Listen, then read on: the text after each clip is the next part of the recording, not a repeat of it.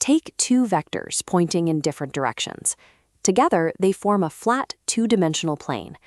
If we introduce a third vector and it lays completely flat on that exact same plane, it provides no new geometric information. It is simply a combination of the first two. We call this linearly dependent. But if that third vector sweeps upward to point in a brand new direction, breaking free from the plane, it is linearly independent. To prove this mathematically, we write out a linear combination of those vectors and set the sum to 0. The goal is to find the coefficients, the x values. If the only possible way to satisfy this equation is by setting every x coefficient to exactly 0, then your vectors are linearly independent. Working with that equation directly can get messy, so we translate it. By taking our individual vectors and stacking them side by side as columns, we form a single matrix. This turns our abstract definition into a standard linear equation system.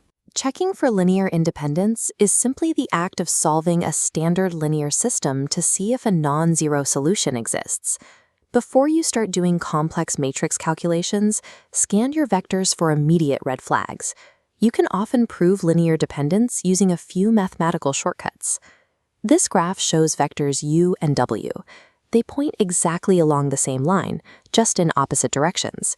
Because one is a scalar multiple of the other, they are collinear. If vectors are multiples of each other, they are automatically linearly dependent. The second shortcut is even faster. If your set of vectors includes the 0 vector, the entire set is dependent. The 0 vector has no length and adds no directional information to your space. Finally, look at the dimensions. 3 independent vectors perfectly fill a 3-dimensional space. Shoving a fourth vector into this space means it must overlap existing directions. More vectors than dimensions always means they are dependent. These 3 visual checks save time on an exam. But when your vectors look random and no shortcuts apply, you need a systematic algorithm. With Gaussian elimination, we arrange vectors as matrix columns to find the rank. Apply row operations to reach row echelon form, counting non-zero rows. Rank equaling your starting vector count means independence. Here, 3 vectors gave a rank of 3.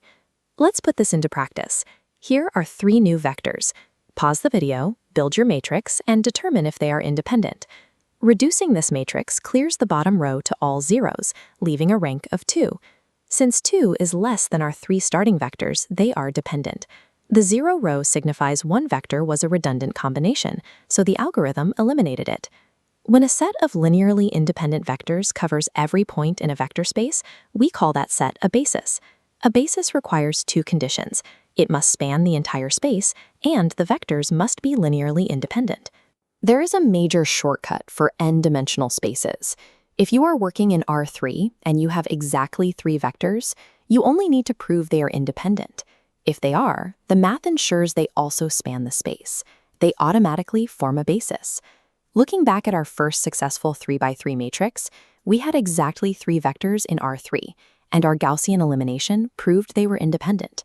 Because those numbers match, those vectors represent a basis. To test any set of vectors for a basis in Rn, use this checklist. First, count your vectors. If you don't have exactly n vectors, it's not a basis. If you do, build your matrix and run Gaussian elimination. If your rank equals n, you have a basis. Mastering linear independence lets you identify redundant data.